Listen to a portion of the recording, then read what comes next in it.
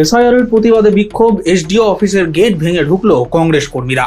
যোগ্য ভোটারদের নাম বাদ দেওয়ার অভিযোগে কংগ্রেসের বিক্ষোভ ঘিরে উত্তপ্ত হয়ে ওঠে মহকুমা শাসকের দপ্তর চত্বর। বৃহস্পতিবার কংগ্রেস কর্মী সমর্থকরা বিক্ষোভ দেখাতে গিয়ে এসডিও অফিসের গেট ভেঙে ভেতরে ঢুকে পড়েন এবং শুরু হয় স্লোগান ও প্রতিবাদ। এই আন্দোলনে নেতৃত্ব দেন জেলা কংগ্রেস সভাপতি দেবেশ চক্রবর্তী। তার অভিযোগ, ভোটার তালিকা সংশোধনের নামে বহু বৈধ ভোটারের নাম বাদ দেওয়া হয়েছে।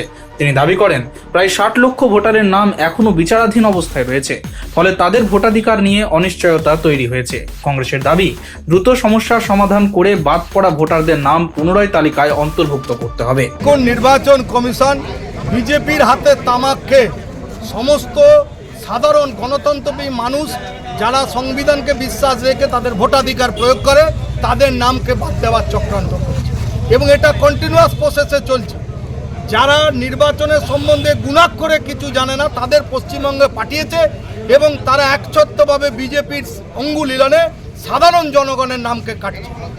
Bureau report, street voice digital.